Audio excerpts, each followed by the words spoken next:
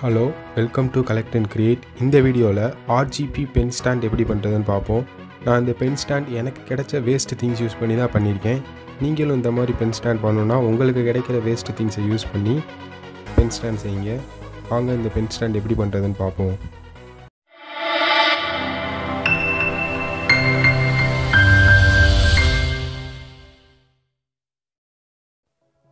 ஒரு மூங்கில்ல ஒரு சின்ன பீஸ் எடுத்துக்கிறேன். அந்த சின்ன பீஸில் அந்த நடுவில் கணு இருக்குல்ல, அந்த கணுக்கு கீழே ஒரு பேட்ரி உள்ளே போகிற அளவுக்கு அந்த அளவுக்கு கட் பண்ணிக்கலாம். மீதி இருக்கிறத கட் பண்ணி எடுத்துடலாம்.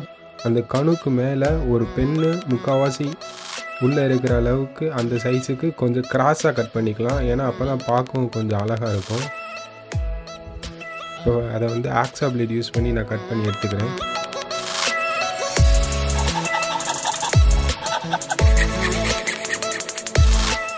இப்போ பார்த்தீங்கன்னா கட் பண்ணி எடுத்தாச்சு.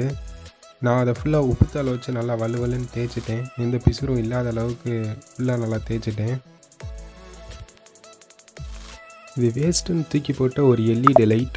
இது எதில் இருக்குன்னு பார்த்தீங்கன்னா, அந்த எக்ஸிபிஷன்லாம் வச்சுருப்பாங்கல்ல, இந்த ஆப்டிக்கல் ஃபைபரில் அந்த டிப்பில் ஃபுல்லாக லைட் எரியும்ல, அந்த இதுன்னு தான் நினைக்கிறேன். அதுதான் அதில் இருந்த எல்இடி ஃபுல்லாக நான் இப்போ தனியாக கலட்டி எடுத்துக்கிறேன்.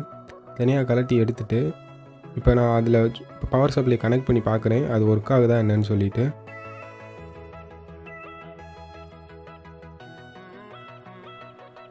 ஸோ அதோட நான் வந்து ஒரு 9 வோல்ட் பேட்ரி கனெக்ட் பண்ணுறேன். இப்போ பார்த்தீங்கன்னா 3 எல்இடியும் நல்லாவே எரியுது. அந்த புஷ் பட்டனை ப்ரெஸ் பண்ண நிறைய மோட்ஸ் இருக்கும் போல், தனித்தனியாகவும் எரியுது, எல்லா எல்இடியும் சேர்ந்தும் எரியுது. இப்போ அந்த புஷ் பட்டனை அந்த மூங்கிலில் ஒரு சைடு ஓட்டை போட்டு அதை மேலாப்பில் ஃபிக்ஸ் பண்ணிக்கலாம். அப்போ தான் வந்து பட்டனை வந்து ப்ரெஸ் பண்ண முடியும். ஸோ நான் ஸ்கொயராக மார்க் பண்ணி அந்த இடத்துல ட்ரில் பண்ணி அந்த புஷ் பட்டனை உள்ளே வச்சுறேன். இப்போ ட்ரில் பண்ணியாச்சு. இப்போ அதுக்கப்புறம் என்ன பண்ணணும்னா, உள்ளே வந்து எல்இடி ஃபிக்ஸ் பண்ணணும்ல, அதுக்கு ஒரு 10 mmக்கு நான் நடுவில் ஃபுல்லாக ட்ரில் பண்ணிக்கிறேன்.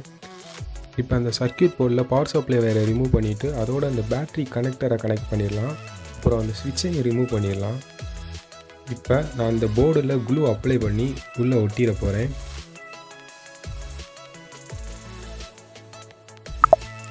உள்ளே ஒட்டியாச்சு. இப்போ அந்த ஸ்விட்சுக்கான வயரை அந்த நம்ம ஸ்விட்சுக்கு ஓட்டை போட்டிருந்தோம்ல, அது வழியாக வெளியே எடுத்துக்கிறேன். வெளியே எடுத்துகிட்டு அதோட ஸ்விட்சை கனெக்ட் பண்ணி அதுலேயும் க்ளூ அப்ளை பண்ணி உள்ளே ஒட்டிட போகிறேன்.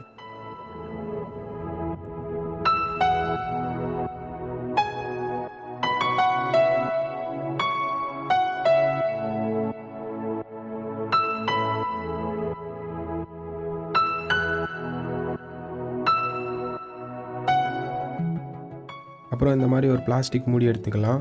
எடுத்துகிட்டு சைடில் இருக்க வால்ஸ் எல்லாம் தனியாக கட் பண்ணிடலாம். அப்புறம் அந்த மூங்கிலோட டயாமீட்டருக்கு நம்ம இந்த பிளாஸ்டிக் மூடியை வந்து கட் பண்ணி எடுத்துக்கணும். கட் பண்ணி எடுத்துகிட்டு அதில் 2 ஸ்க்ரூ போட்டு நம்ம அந்த மூங்கிலோட சேர்த்து ஸ்க்ரூ பண்ணிடணும். அதுக்கு முன்னாடி அந்த பேட்டரியை அந்த கனெக்டரோட கனெக்ட் பண்ணி உள்ளே வச்சுட்டு மேலே இந்த மூடியை வச்சு ஸ்க்ரூ பண்ணிடணும். அந்த மூடியை ஒட்டாமல் ஏன் நம்ம ஸ்க்ரூ பண்ணுறோன்னு பார்த்தீங்கன்னா, ஒருவேளை பேட்ரி காலி ஆகிடுச்சுன்னா நம்ம திருப்பி மாற்றணும்ல பேட்டரியை, அதுக்காக தான். இப்போ இந்த ஸ்க்ரூ பண்ணிட்டோம்னா நம்ம திருப்பி இதை கலட்டி பேட்ரி மாற்றி திருப்பி நம்ம அந்த மூடியை வச்சு ஸ்க்ரூ பண்ணிடலாம். இப்போ ஆன் பண்ணி பார்க்கலாம். இப்போ லைட்டு மேலே மட்டும்தான் வெளியே வருது. ஸோ சைடில் ஓட்டை போட்டோன்னா இன்னும் கொஞ்சம் பார்க்கவும் நல்லாயிருக்கும். சைட்லேயும் லைட்டு வெளியே வரும்ல. ஸோ அதனால் நான் ட்ரையாங்கிளாக கோடு போட்டு நான் அதில் வந்து 3 ஓட்டையாக நான் கொஞ்சம் போட்டுக்கிறேன். ஓட்டை போட்டாச்சு. இப்போ நான் மேலே வார்னிஷ் ஒரு கோட்டிங் கொடுத்து ஃபினிஷ் பண்ணிட போகிறேன்.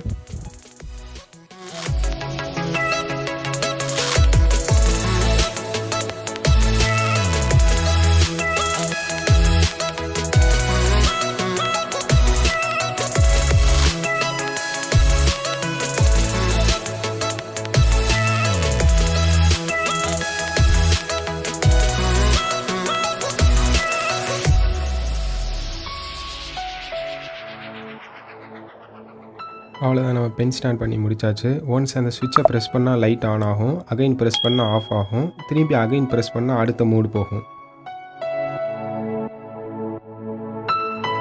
ஓகே, தேங்க்யூ ஃபார் வாட்சிங் திஸ் வீடியோ. இந்த வீடியோ பிடிச்சிருந்துச்சுன்னா லைக் பண்ணுங்கள், ஷேர் பண்ணுங்கள், மறக்காமல் சப்ஸ்கிரைப் பண்ணிடுங்க. வேறு ஏதாச்சும் டவுட்னா கீழே கமெண்ட் பண்ணுங்கள். தேங்க்யூ ஃபார் வாட்சிங்.